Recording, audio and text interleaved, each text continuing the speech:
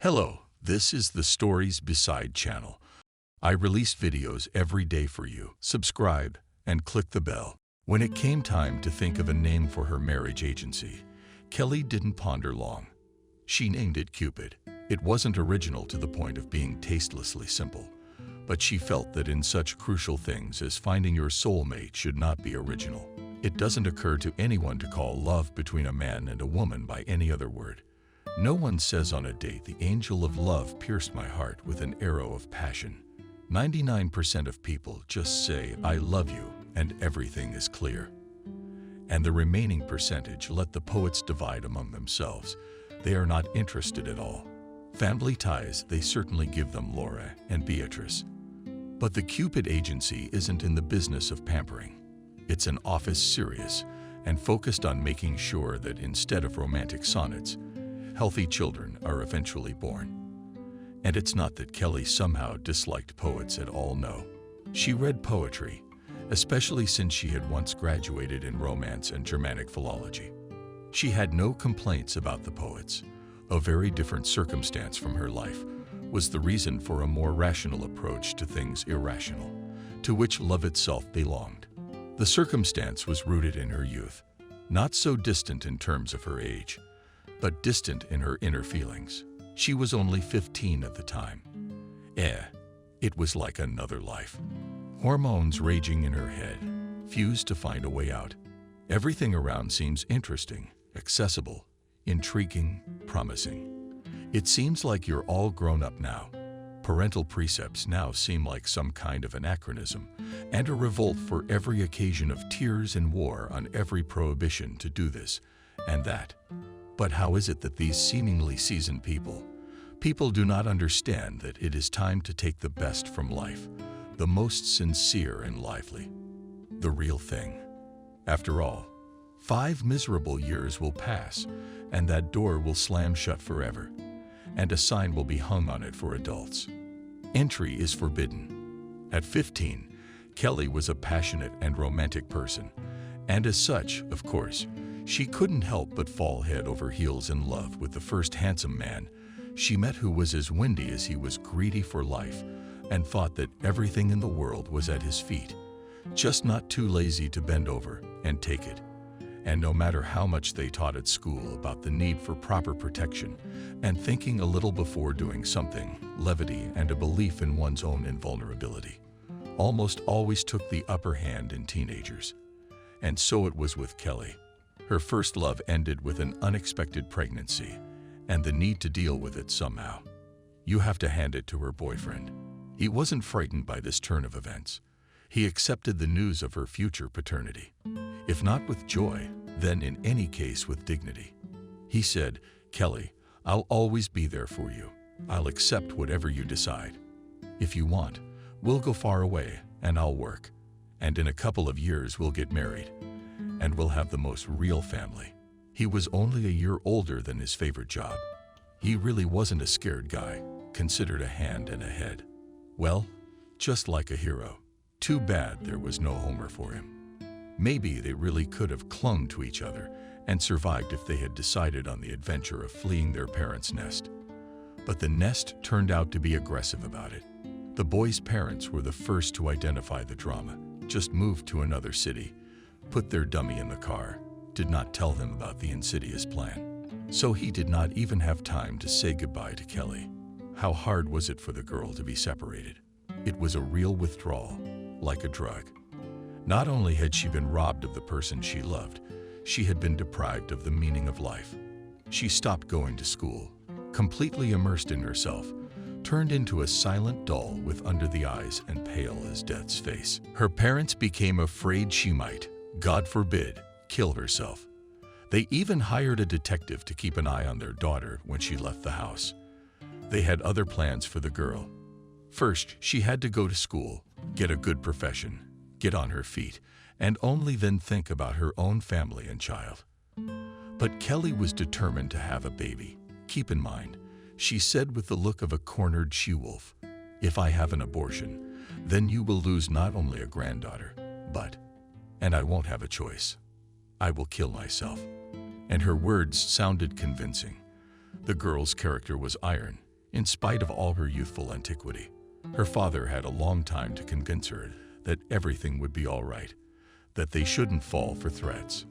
She was not as intransigent as she might at first glance seem, but the mother's heart told her that her daughter, even by accident, would still hurt herself, and all three of them, in the end, decided the child would be. Kelly settled down, carried the fetus to term. She even managed to finish 10th grade with honors. At first, her friends looked at her with a sneer. Many of them had abortions themselves and didn't understand why Kelly didn't do what they did with their family. She was more than well off. Finding a great clinic would have been no problem.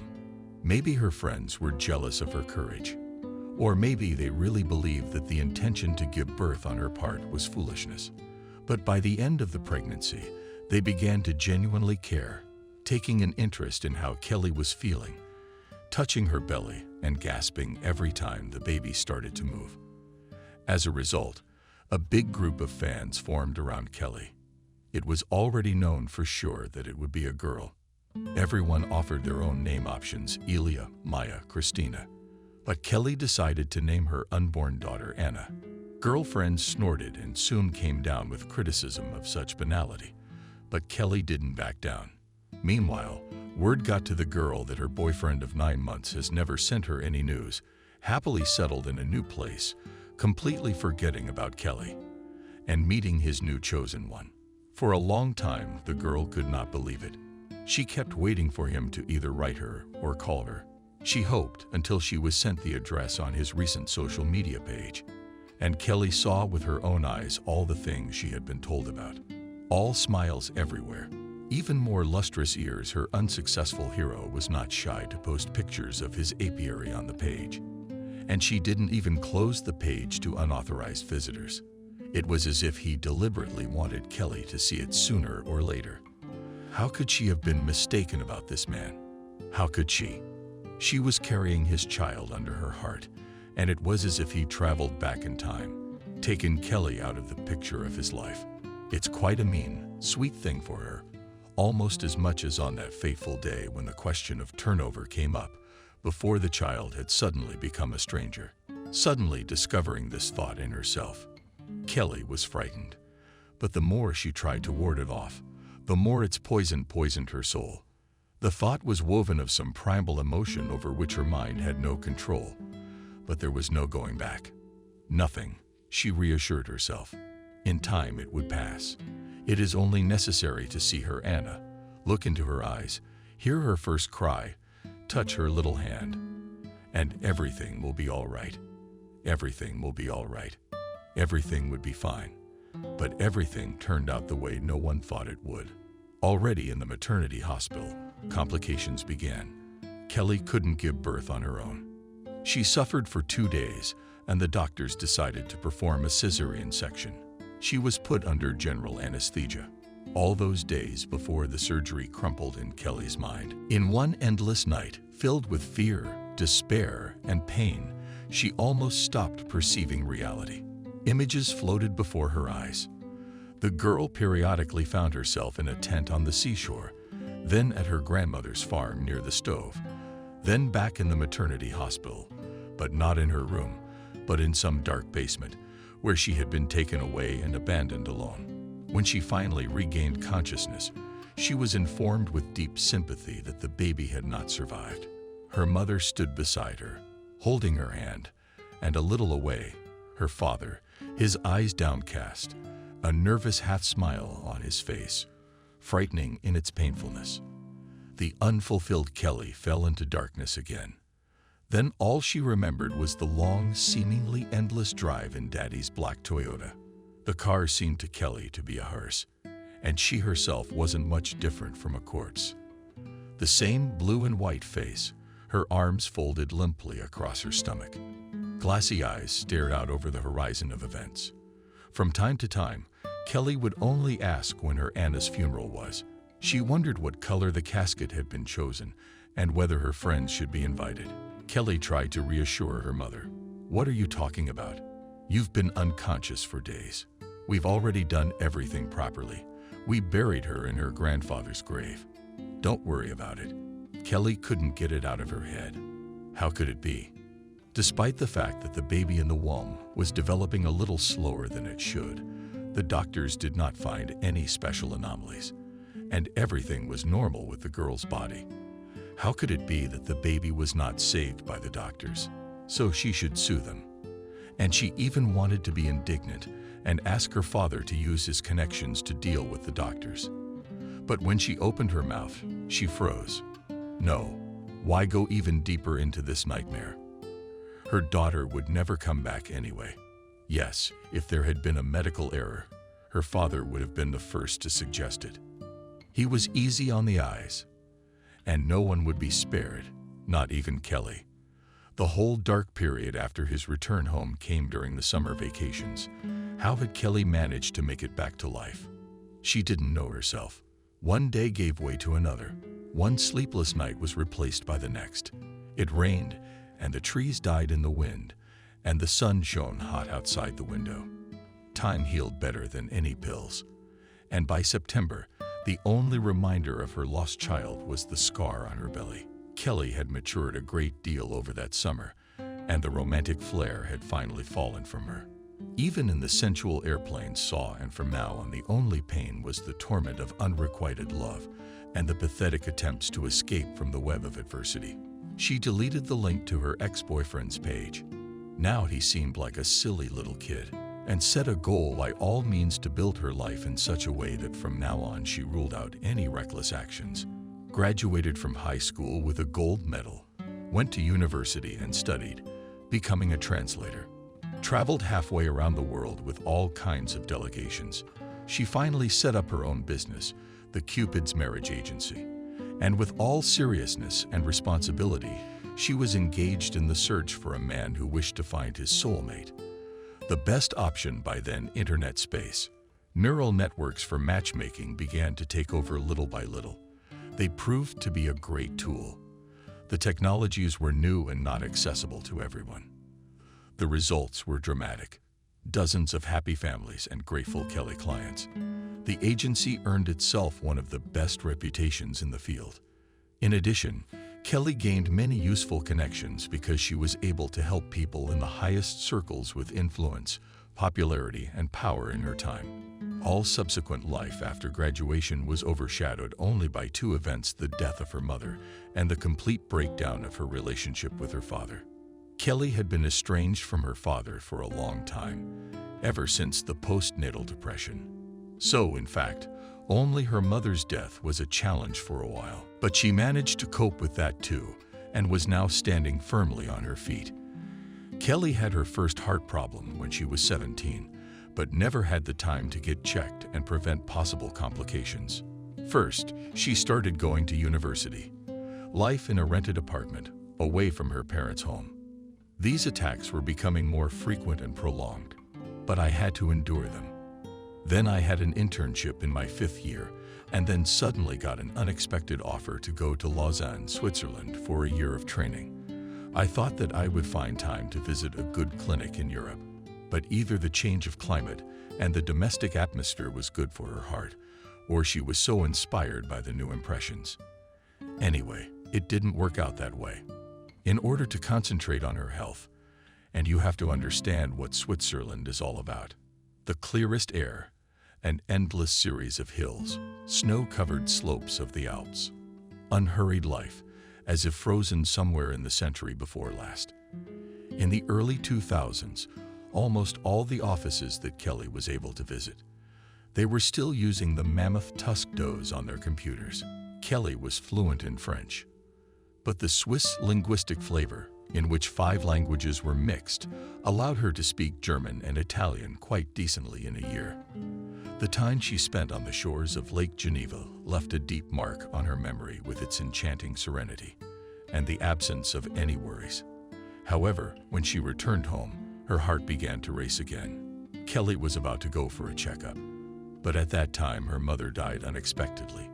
She had to postpone the planned event again. After the death of her spouse, her father gave up a lot. He melted, like a plasticine figurine under the rays of the falling sun. Kelly hadn't spoken to him in 5 years, so it was only at the wake that she noticed how much he had aged. They exchanged a few routine words with each other, and then they went their separate ways, and Kelly to a 3-room apartment on the 5th floor of an elite high-rise, given by her parents on the occasion of her successful graduation from university. Now she had no one to share her little joys and her problems with. With her mother, they could talk for hours on the phone. True, with her, Kelly tried to be delicate and not to burden her with unnecessary worries. But it was still a heart-to-heart talk. Now there was nothing but emptiness. The phone was there. There were no messages from anyone on social media. And for Kelly, it became unbearable to return to that cold apartment with the huge window, behind which was lost in a haze of indifference to her fate. A city with knowledge of 4 languages. It wasn't hard for her to find work, working as an interpreter for all sorts of delegations. She began to travel the world, putting her health back on hold for the unknown. Then for a while she managed to forget herself and put the endless moping behind her. She even met a young man who turned out to be as interesting as she was. He often had to fly to different parts of the world, and therefore always had to have an interpreter on hand. With him, Kelly traveled through almost all of South America, once visiting Machu Picchu, the ancient Inca city, which greatly impressed her imagination. But in the end, it turned out that this interesting man served as a sort of liaison or courier, negotiating the ways and means of delivery of various psychotropic substances. He himself could speak Spanish, which Kelly knew at the level of maybe just school, but she was still able to understand the background of his affairs. Kelly did not make a fight of any kind, did not put her lover before a choice. She simply referred to her health and said she needed to go home for a serious checkup. The young man also took this breakup calmly. He understood everything correctly, but he also preferred not to focus on the slippery subject. They parted almost as friends, though they never called each other again. Kelly did indeed go to the examination, and the results were disappointing. A heart transplant was required in the very near future, chronic heart failure, close to the end stage. Kelly stoically accepted such news, listening to the doctor. She smiled, which made him seem a little frightened. She had at most 2 years to spare, but according to the doctor, it was better not to drag it out. He recommended to Kelly the best clinics at home and abroad that were doing transplants, and he voiced the approximate prices of the heart and the surgery itself. On average, the cost was somewhere in the region of 200,000 euros. Of course, one could try to wait in line for a quota, but in this case, one could simply lose a lot of time and effort, running through endless instances. The waiting list for a heart is long. And it's not at all a fact that she's going to be very happy for 2 years. 200,000 euros is a lot of money. Kelly had some savings, of course, but not that much. Theoretically, she could have borrowed from her father, but that was out of the question. My father would, of course, give without hesitation and without having to pay him back. But to feel indebted to him forever, Kelly didn't want to. She was also afraid he'd start talking about her teenage pregnancy again, which had to be terminated, which was what he'd insisted on at the time. He would tell her that her heart problems were a consequence of her rash decision. She could also exchange her apartment for a more modest one. That was a much better option. But that's a lot of pain in the ass. And then she would have to get used to something new which was not in her heart at all. So there was only one way to earn that money. To moderate her expenses to a minimum, travel with delegations was now excluded. Her heart needed rest and a strict schedule of medications and visits to the doctor. There was no going anywhere. And there was only one thing Kelly knew how to do: speak 4 languages. True, there was still a lot of experience in communications, in building business models and all sorts of legal intricacies. While living in Lausanne, she attended lectures in economics at the local university, together with one of the students who needed a good translation from German. Around the world, she had to travel with different people from different professional fields and go into detail about their cases because of the need to navigate specific terminology. But a month of reflection had gotten her nowhere. Her boredom took hold of her again. She needed someone around her. The mere presence of one could help her piece together her constantly parsing thoughts. So Kelly turned to a dating agency. She did not want to waste precious time on her own search. She was too inexperienced at it. But visiting 3 agencies only frustrated her more. Everything seemed clumsy to her. Filling out all kinds of forms and talking to managers, Kelly found herself thinking this or that she would have done differently. It was so obvious.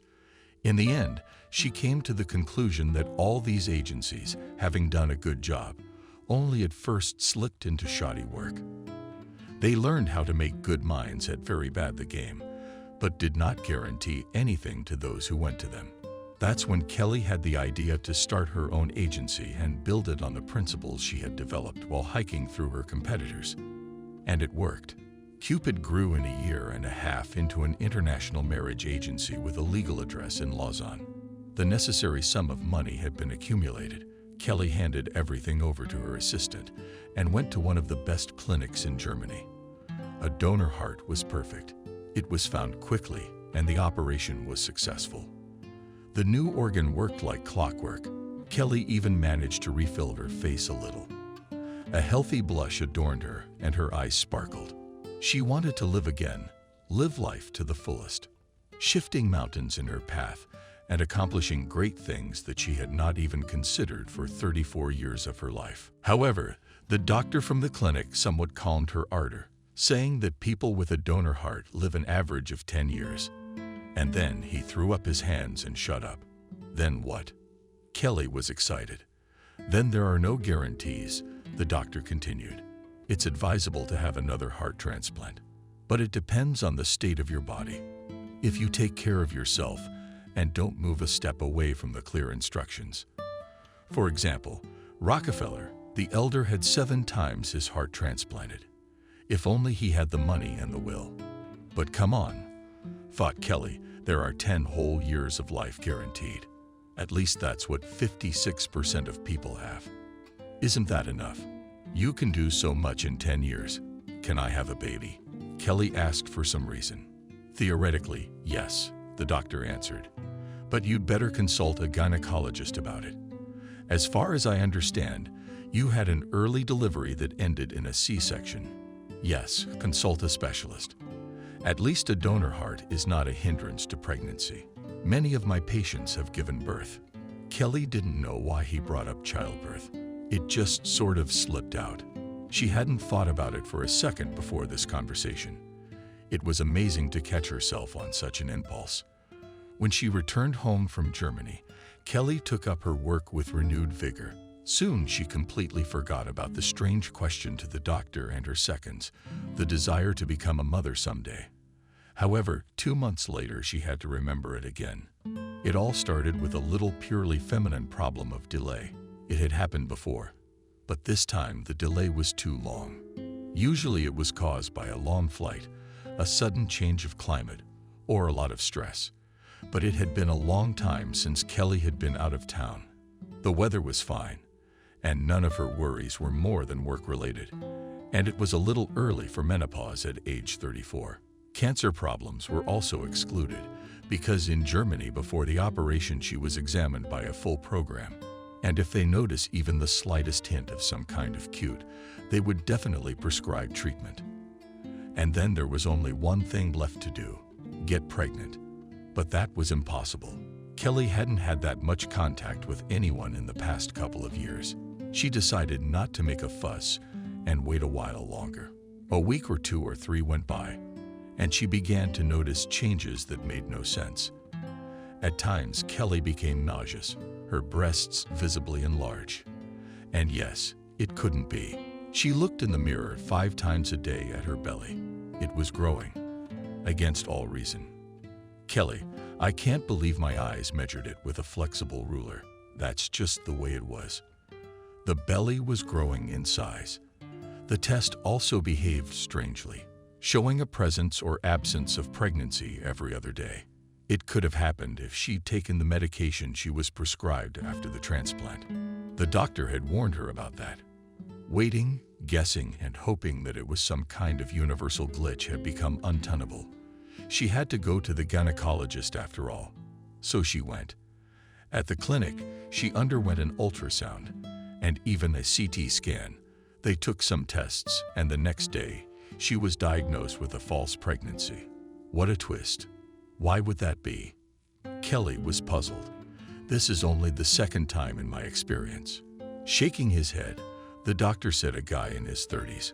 Are you sure it's false? Continuing to flounder in doubts, Kelly asked. Shouldn't we do something else? Dr. Kelly's words hurt. Well, he threw up his hands. You can, for your own peace of mind, to be examined further in another clinic. But I assure you, the diagnosis will be the same. We have the most modern equipment and professional staff. I rule out a mistake. I'm sorry, Kelly said, for expressing doubts. I'm just confused. Everything looks and feels so real. Why is that possible? I know exactly what you mean. If I were in your shoes, I'd probably feel the same way you do. The reasons can range from a purely hormonal malfunction to tricks the psyche can do to us. My father returned to Kelly's question. What do you mean yet? I don't need to talk to you on the phone. Could you come up to my place tomorrow when you have time? Kelly thought her father's voice sounded a little shaky with excitement, which was very uncharacteristic of him. It could only mean that something serious had happened. Good, said Kelly, without asking too many questions. When would you be more comfortable? I don't care. Come over around lunchtime, as soon as you get a chance. Okay, I'll be there. Kelly put her cell phone away and collapsed on the couch. Feeling herself begin to fester, pulling on the slabs, she rested her face on the pillow and began to wonder what was so important to tell her father tomorrow. But nothing came to mind, and what tried to penetrate, she instinctively drove away. Not wanting to think of the worst in such a struggle with the unknown and with herself, she did not notice how she fell asleep soundly. She awoke only at 10:00 a.m. It was Sunday on the calendar. She could stay home from work. Kelly cleaned herself up in a hurry, had breakfast without appetite, took the elevator down to the parking lot floor, got into her beige Porsche, and drove leisurely toward the suburban village where her father lived. Upon entering the warningly open gate, Kelly found him sitting on the veranda with a cigarette in his hand. She had never seen him smoke before. If you like, he said. As soon as Kelly approached him, let's go inside. Do you smoke now? Yes. The man grinned a little. Do you mind? I don't mind. What did you want to talk about? Do you want to get straight to the point? Your school. The man smiled, but his voice continued to tremble sadly and almost doomfully. All right, he agreed. I want to talk about your child. What baby? The daughter you supposedly lost, Daddy. Kelly thought the father was delirious. Maybe he really does have something wrong with his brain, like dementia or something. That's what I wanted to talk to you about in the first place. And when they met, something went wrong. She watched his face as hard as she could, trying to see if there were any signs of the beginning of madness in his features. But she found no sign. Don't look. So I'm still sane, and don't worry. You wanted to get right to the point. And frankly, I'm not a master of foreplay. That's, good, go on. Your daughter didn't die then. Dad smoked again and tried not to look Kelly in the eye. Just don't interrupt and stop looking like a madman. Your daughter is alive. At least then she was alive and quite healthy. This is solely my decision. Just me. You hear? The father looked into Kelly's face again. I'm the only one responsible for that decision. Mom didn't know anything. I never said a word to her about it. I made arrangements with the doctors, paid them to lie about it. Just so you could have a future. I made it look like you gave up the girl. I don't get it. Kelly interrupted him, though. Did Dad say anything about it being serious? More than that. But why? Why now? Because I can't carry this cross anymore. My strength is gone. And what of my daughter? Where is she? Do you know? I knew. Not anymore. Why not? When she turned 5, she was adopted by a family in Switzerland. I put the little girl in the best orphanage. She didn't need anything. And they put her in good hands at my request. And after they took her away, I never heard from her again. and I wanted to forget myself. Your mother was beginning to suspect something. I wasn't going to bring her into it. Her name was Anna. Oh my God. What about your father? What for? Oh my God. I'm not going to apologize. I know you won't.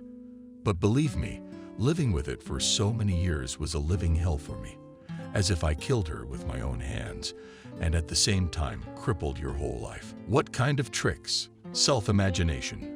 Perhaps you dreamt of pregnancy. Or on the contrary, did it scare you a lot? Depression neurosis, many causes. The most famous case in history is associated with the name of the wife of Nicholas II, with Alexandra Fyodorovna. Having given birth to 4 daughters before, she was fixated on an heir. And the same thing happened to her that happened to you with a false pregnancy. I wonder about your first failed birth. The doctor continued. Could it have given such a delayed result? Have you thought about pregnancy lately? No desire to have a baby.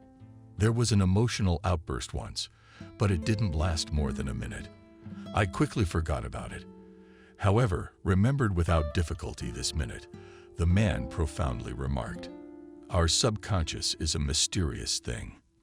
Its capabilities should not be underestimated. Oh yes, Kelly nodded. Maybe it has something to do with my heart transplant. This question puzzled the doctor. He even frowned and lowered his eyes, trying to formulate some scientifically sound thought. But apparently he couldn't. Do you know, he asked, who was your donor? No, that could make a difference. Hardly, the doctor said. And at that he seemed to brighten up somehow. Medicine doesn't recognize that. The effect of donor organs on the recipient is not scientifically beyond ordinary physiology. But he paused, which strained Kelly. Not as a doctor, but simply as an open-minded person. I dare admit that this influence may transcend mere biochemistry. How so? Of course, it's still at the level of near-scientific folklore of domestic, so to speak, legends. But some recipients, they say, radically change their habits, preferences, attitudes toward many things. Some even awaken memories of events that never happened in their own lives. Should you know who your donor was? Are you saying that the heart might have belonged to a woman who was pregnant before she died? Do I understand you correctly? The doctor barely nodded 3 times. Sam appears to be surprised by Kelly's assumption, but that, he noted, is, once again, highly unscientific. Most likely, if you could find out something about the dollar, the picture would be very different. When Kelly returned home from the clinic, she immediately dialed Margot's number. She was the kind of woman she knew who had some of the right connections. Kelly had once found the perfect half of a native German named Wolfgang, who took her to Berlin almost immediately after meeting her. It was Margot who got her into one of the best clinics in Germany, where they did the transplant. Because her husband worked in that clinic, and not just anyone, but the deputy chief physician. Margot promised to find out everything she could about the man whose heart was now beating in Kelly's chest, even if it was not the heart that had caused this false pregnancy. Kelly decided, but knowing the name of the man who had given her at least 10 years of life would not be out of place. Perhaps for the family of her savior, she might also prove useful. Kelly didn't know if it was legal in terms of European law. But after all, it's not like it's a germ cell donation. Why make a medical mystery out of it? After 3 days, all manifestations of the false pregnancy went down at a very rapid pace, as if air was coming out of Kelly like a puncture from this tire. She calmed down a little and even began to regret having puzzled Margot with her request. But it wasn't long before another event occurred that overrode all previous worries. One evening, the phone rang and her father's name was displayed on the cellular screen. Her heart squeezed with a bad feeling. In all the past years, her father had called only once, the night her mother had died. So again, something out of the ordinary had happened. Yes, Kelly answered excitedly. The father paused and spoke to his daughter. I'm sorry it's so late. How are you feeling? Papa, what's the matter? Are you in town? In town now? Nothing with me yet. I'm going to get paid in full for this. It won't be long now. What are you talking about? It's been a long time. It's all settled in my soul. I'm not going to curse you, and don't expect any hysterics from me. I just don't understand why you're telling me this now. You're sick. What's the matter with you? Father looked at Kelly with a confused look. He seemed to want to cry, but he couldn't find the tears in him. Was that why he'd been so distant from her after that tragedy? He was afraid to snap, afraid to prematurely confess his terrible act. "This is the house," he said. "I'm leaving it to you in my will. Don't be sorry, but I don't have much saved up in my account. I had to spend most of it on a place in an Italian hospice, so I wouldn't have to burden myself when I turn into a vegetable." "What hospice? You have cancer." "Yeah, but it doesn't matter. I'll be there tomorrow. That's why I wanted to tell you everything. Before we break up for good." "Dad, there's no need for words," my father interrupted. "You know I'm not a sentimental man, and I don't change my mind. This is our last meeting. The lawyer will contact you at the right time. And I also know you'll still want to find Anna. I hired a very good detective. His name is Ben. He'll let you know when he has something concrete. And he will, believe me. That'll be all." Dad put out his cigarette. "I'm tired. I need to rest before the long journey. I won't see you off. Goodbye." Kelly was surprised that she felt no hatred for her father. The anger that had flashed only for a second immediately subsided, changing to a wave of warmth unnatural in her situation. But it was neither despair nor sadness. On the contrary, it seemed strangely, as if underscored by the morning haze and joy. The daughter was alive. Is that why father never went to the cemetery, to Anna's fake grave? As it turned out, and she and her mother were perplexed and resentful of his callousness. Kelly drove without understanding the road. She was turning left and right, getting around nooks and crannies, and not realizing the way. Not surprisingly, she ended up in a cemetery. The evening was already quite late. The sun was half hidden behind the tops of the fir trees. In the west, a light fog fell in the midst of a low field. Above the river it fell and took away. The woods were moving in thick clumps, and all around, where there was not a soul but Kelly, like a lone raven, on whose black wings the crimson glare of sunset passed. Kelly stood beside her grandfather's grave, displaced on a low granite slab, with an angel carved into it. In large letters on the tombstone was written Anna Hurst. Smoke would now, thought Kelly. And again she was surprised. In all her life she had never taken a puff, but it was as if she remembered what it felt like to smoke. She even rummaged through her purse for cigarettes. Suddenly, she was stoned. She sat on the bench for about 10 minutes. She cried, remembering her mother and her grandfather, whom she had seen 5 or 6 times as a child. But she remembered his face well, the long gray hair, lips as if frozen in a blissful smile, and blue eyes. Turned to film. Grandfather had gone to the front when he was 17 and returned from the war blind, but still managed to graze cows for the rest of his days, playing them on a homemade whistle. Kelly remembered these piteous overtones that her grandfather had played at her request. He died quietly, in the middle of the meadow, with his back against a lonely birch tree. And on his face it remained so. It is a lively smile. That's how her grandfather remained in her memory. A blind shepherd with a magic whistle who accepted his fate meekly and with dignity. Kelly still kept her grandfather's whistle at home. Maybe that night something of her grandfather awoke in her too. She cried and smiled. She wasn't angry. She wasn't cursing or complaining about anything. After all, her life, no matter how you look at it, was interesting. Went halfway around the world, talked to so many interesting people. Even her own business has worked out just fine, and a new heart is beating in her chest. And her daughter Anna is not lying under that stove now, but lives somewhere in Switzerland, which for a reason and is so beloved at the first visit. For 8 months there was no word from my father. He did not leave the address of the Italian hospice. I guess he really didn't want Kelly to see him so helpless and doomed. It was not until the very end of April that the lawyer called to tell him that his father had passed away. I had to come to the office and do all the paperwork regarding the inheritance. Where was he buried? Kelly asked the lawyer. Right there on the hospice grounds. They have their own cemetery. You don't have to worry. All of this was included in the contract beforehand. Do you know the address? Yes, of course I do. Now I have the right to share it with you. If you wish, you can visit the grave. Kelly signed the necessary papers. She took the address and returned home at a loss. That evening, Margot finally called.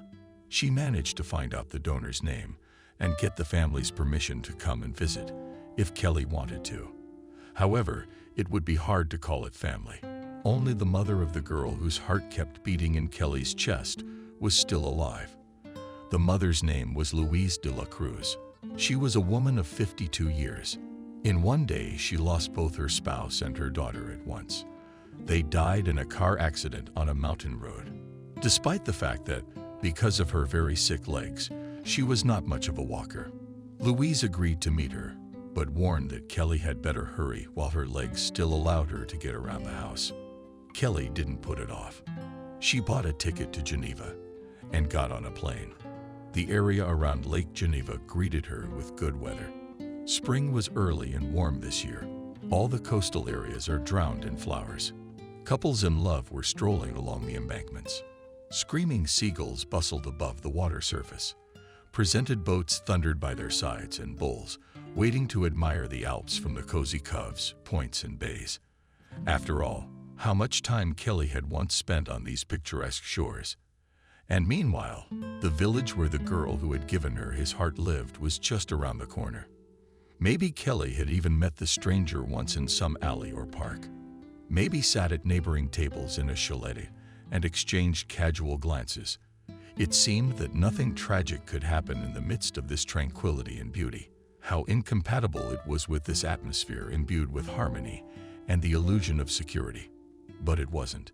It turned out that here, too, people died prematurely colliding cars, burning houses, and mountain climbers died in the mountains. Kelly rented a car and made the hour-long drive to her father's appointed lawyer's village. Louise de la Cruz had been warned in advance. About the approximate time of the visit awaited Kelly on a bench outside her house. It was a white two-story building with a light brown roof. From one side, the light haze and smoothness of the lake were visible, and from the other, the terraces themselves went upward. The vineyards were lost somewhere beyond the horizon of the hill, and village was a commune where almost all the inhabitants were engaged exclusively in grape growing. Louisa also had her share of the vineyards, but due to her illness she could no longer keep an eye on the farm. So it was taken care of by her nephew, a handsome lad of 22 called Leon. Louisa's strength was only enough to do the flowers in a small shelter in the back of the greenhouse. In the summer, they often had tourists visiting, whom they poured young wine and had a little extra income from it. Now the tourist season was just beginning, so there was no bustle in the village. Louise could speak French and German, but the native one was still a foreigner. So Anna and her guests immediately switched to it. It was for the best, because the local German had dialects not fully understood by Kelly. Despite her time trying to make sense of everyone over a light lunch arranged on the bright veranda adjoining the wall of the house, they quickly got ready for each other, pleasant in conversation. It seemed to Kelly, though, whether from shyness or something else. An overly tense Louise, after observing all the necessary rituals of the first introduction, finally got to the main thing. That's what Kelly was in these parts for. "What was your daughter like?" Kelly asked. "What kind of person? What did she love most of all? What did she dream of?" "She was a good person," Louise answered, looking off into the distance. "Does God take the bad ones so early? She was very clever. You know, she was only 19 when all this happened, and she already knew 6 languages. She had a passion for languages. She was going to go to the Sorbonne to study art history and archaeology. She knew Russian too." That's how surprised Kelly was. Yeah, she really liked Dostoevsky. And here she did not understand why these genius writers so disliked each other in their lifetime. She dreamed of seeing Russia, but my husband and I never talked about Russia. Memory is such a thing that, yes, it does not matter. I'm talking about mine. You know, she already had a boyfriend at 18. The Italian was 6 years older than her, just graduated from university and became a professor. Fascinated her with the history of Venice, the art of Leonardo da Vinci, even her father. And I'll tell you, he did. We had a great skeptic on the case. The guy was very much to his liking. And then, well, he turned a girl's head. And there he was. Never heard from him again. He didn't even show up at the funeral. Anna. Kelly even flinched at the sound of his name. Up to that moment, they had somehow managed not to call the girl by her first name in conversation. Margot hadn't said her name out loud either. Otherwise, Kelly would surely have remembered such a thing. Her name was Anna. Anna was my girl's name. I'm sorry, I didn't realize you didn't know. Anna de la Mer. Cruz was my maiden name. We decided to keep just my father's last name too. Does that name sound particularly familiar to you? Yeah.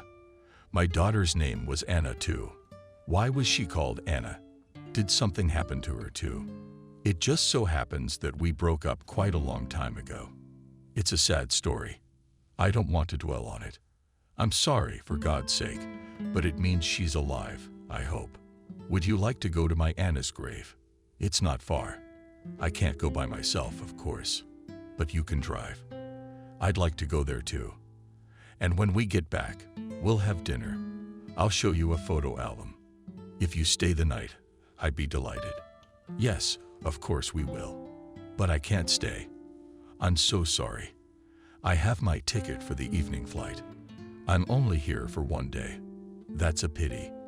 Louise went inside, changed her clothes, and in about 15 minutes they were already at the local cemetery.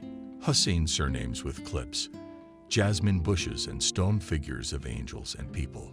Kelly stood by Anna's grave.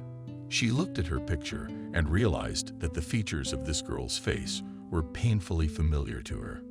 Could it really be that they had met in the vicinity of Lake Geneva? Or was it just her imagination playing tricks on her? Tell me, what if it was? She asked Louise. Did your daughter smoke? Yes, she started after the Italian left her, quickly became addicted. Her father scolded her a lot. And there were reasons for that. Why did you ask that? I don't know. Sometimes, especially at times like this, I really want to smoke, even though I've never held a cigarette. Louise looked at Kelly with a peculiar curiosity. And what city do you live in? In USA. NY. I see. Louise's eyes flashed for a second.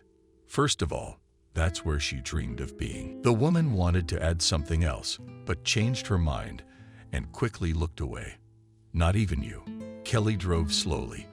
She had many thoughts in her head, and to those thoughts came a strange premonition. Kelly could not determine whether they were good or bad. It was as if she had not negotiated and something. Louise had something very important that she absolutely had to know. But Louise did not dare with this. Sharing was necessary to stay the night. Maybe in the morning the woman would reveal what she had been hiding so far. Or maybe that was just her emotions gushing over the edge, and she was imagining things, trying to find connections where none existed at all. Still, it's strange that the girl who gave her heart was named the same as her daughter, wasn't it? Her father said she was adopted by someone in Switzerland when she was barely 5 with Louise's daughter. She's the same age as her, except that the date of birth that Kelly read on the grave didn't match Anna's a bit. They were literally 3 days apart. But such a mismatch might well have been arranged at one time by her father to confuse things even more. When she and Louise looked at the family album, there were no pictures where Anna was less than 5 years old. Why? Where had they gone? And those familiar facial features, where could she have seen this girl? And then it hit Kelly. The image that flashed through her mind was so clear that in an instant she knew who Louise's daughter looked so much like. Her grandfather. Yes, her grandfather. The same whistler whose blissfully smiling face Kelly remembered all her life. But how is that possible? Whoa, whoa, whoa. Loudly thought to herself. Kelly automatically hit the brakes. The car turned in half a hull in the middle of the hill of this road. And at the same second, The woman felt another car rear-end into her, whose driver did not have time to react in time to her maneuver. The airbag deployed and hit Kelly painfully in the nose. Kelly was unconscious for less than a minute when she was awakened by a male voice with a strong accent, speaking to her in French. "Young lady, you are all right, look at me. You are all right." In front of her stood a man of about 40, not tall, but broad-shouldered, with thick, well-groomed hair and a small, neatly cut beard. He frowned and tugged lightly on Kelly's shoulder. "Yes, yes, I'm fine," Kelly said in English, and then, on reflection, immediately repeated it in French. "Do you speak English?" The man was surprised and also switched to a more familiar to him language. "Yes, we must pull over." "Let me." He deftly removed the airbag, took the belt from Kelly's shoulder, and helped her out of the car. "Here," he held out a handkerchief as well. "Why? Your nose is bleeding." "Oops," flinched Kelly and took the handkerchief. "Thank you." The man got behind the wheel himself and drove the car off the road. His own, with a slightly dented bumper and a broken headlight, was left on the side of the road just behind. "How could you do that?" He spoke again, stepping out of the car right in the middle of the road, out of the blue, at that speed, and on the brakes. "What happened?" "I don't know," Kelly shrugged, finally coming to her senses. "It was just a mechanical thing to do." "Sorry. I'll make it up to you. That's all right, as long as you're alive. And I thought it was some kind of trick, like they do in the homeland. Or worse. It's a good thing we were the only ones there. The backside, you're lucky. You got hit pretty hard. My head hurts. Do you feel sick?" "No, I'm fine. But what do we do now? It's the first time I've been abroad like this. I've already called the police. They should be here soon." "Don't worry. You rented a car?" "Yes. Then you have to pay a fine. Then you get a lecture on the rules of the road. You'll be examined by the medics, and that, hopefully, will be the end of it." "Were you in a hurry to get to the airport?" "I have a flight in 3 hours. We can't do it in 3 hours, unfortunately. Nobody's used to rushing anything around here, so you'll have to reschedule your flight." This news upset Kelly. In every way, it would have been better to stay overnight at Louise, to cancel her ticket, book another flight, and then none of this would have happened. It was as if Switzerland did not want to let her go, clearly letting her know that her mission here was not over. "How are you doing with the money?" the man asked. "Enough for a fine and a new ticket." "I don't know. We'll manage somehow. We'll go to the station together. So do not worry. Can I help you if you need anything? You're too good to me. It's my fault what happened. Maybe you should be somewhere else." "What's your name?" "Ben. I'm Kelly. In spite of everything," the man said, looking intently at the face of his companion. "I am glad to make your acquaintance, though." Kelly smiled. "Who would have thought it?" she said. "But I am too." At that moment, a police car pulled up to them. In the quiet, cozy corridor of the police station, more like an ordinary apartment building, the corridors were carpeted, and the walls were hung like spurs with mustaches and generous. They waited in the foyer while the police officers dealt with all the appropriate questions for such an occasion. "Would you like a drink?" asked Kelly Ben. "It wouldn't hurt. I saw a machine here." "Just a minute."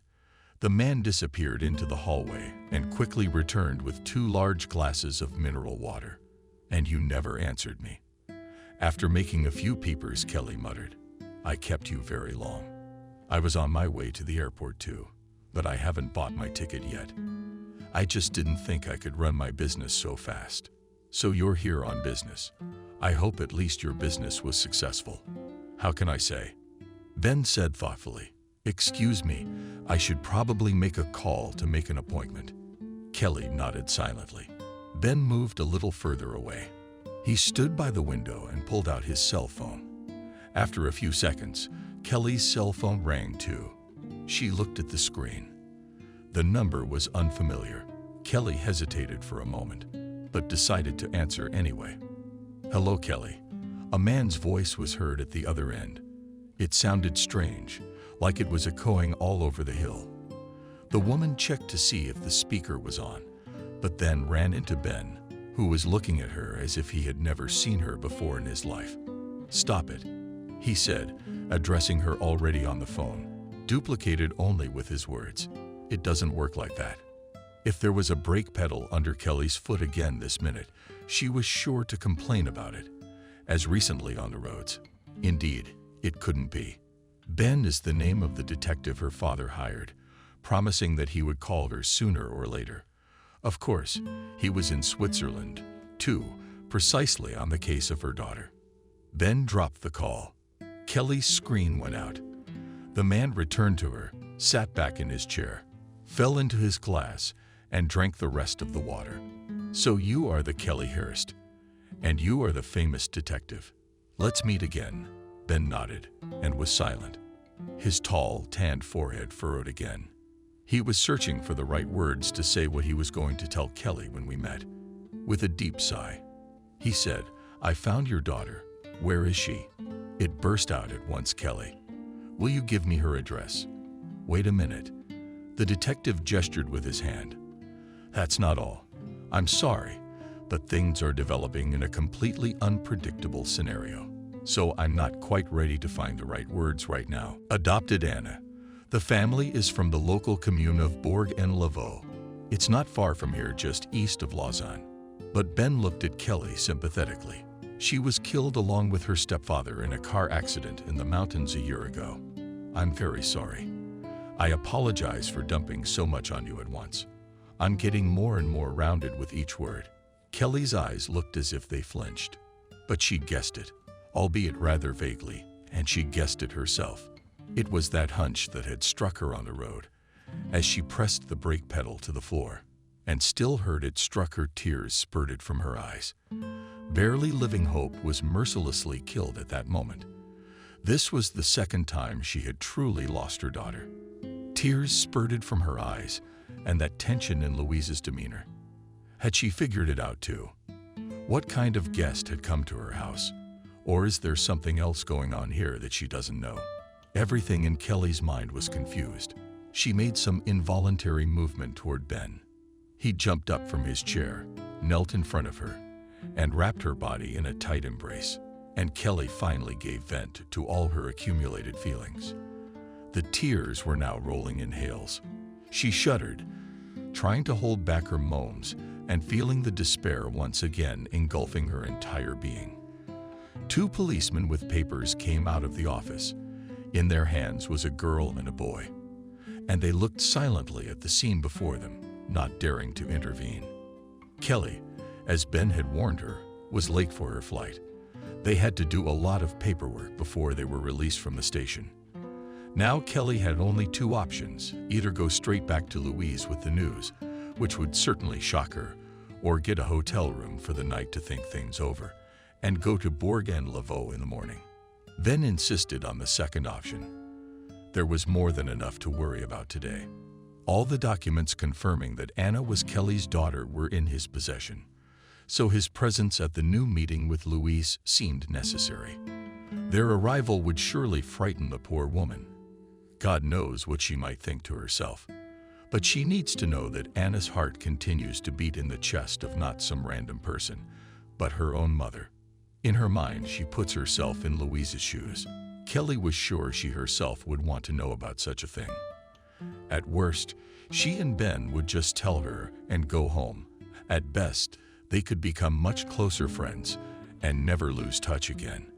This time, they didn't even exchange phone numbers. Kelly didn't dare suggest it, and Louise wasn't the first to bring it up either. Ben insisted on getting a room on his own dime. Kelly agreed, as she was afraid her own money might not be enough for the return trip.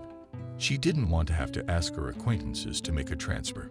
In fact, the woman was pleased with the attention of this sensitive man.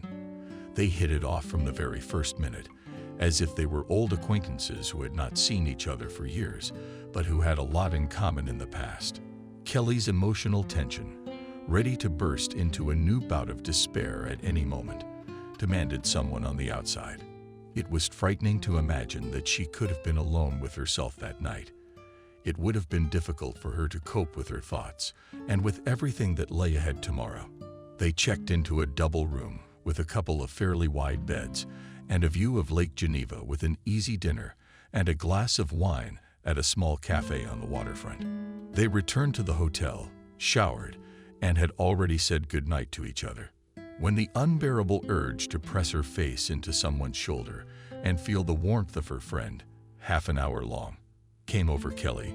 She couldn't help herself, jumped out of her bed and poked under the covers to Ben. He too was awake. He was neither surprised nor frightened by this unexpected pressure. Apparently, he wanted the same thing. Simultaneously fatigued and overwhelmed by the bursting feelings, they awoke at 6:00 a.m., having managed to forget themselves only for a couple of hours in the morning, met them with a gloomy sky and the begging rain through the mist of a lingering lake. It was hard to settle into the snow-covered ridges of the Alps. Ben ordered breakfast straight to the room. For the first time in several days, Kelly ate with appetite. A shy hope for some semblance of happiness throbbed deep in her heart.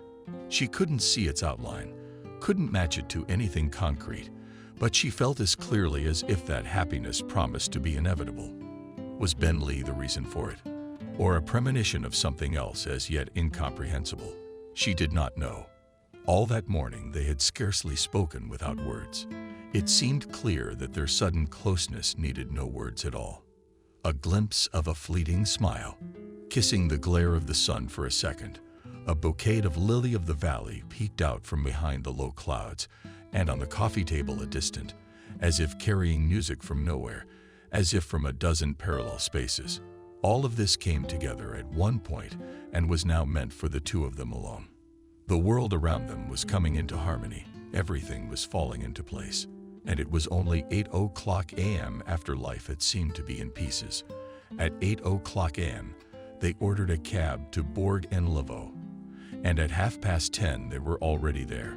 It was as if Louise was waiting for Kelly to return.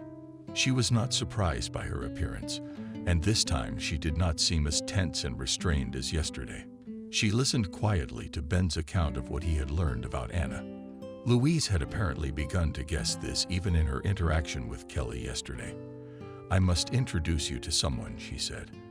"After listening to Ben's story, I'll just call my nephew and he'll take us."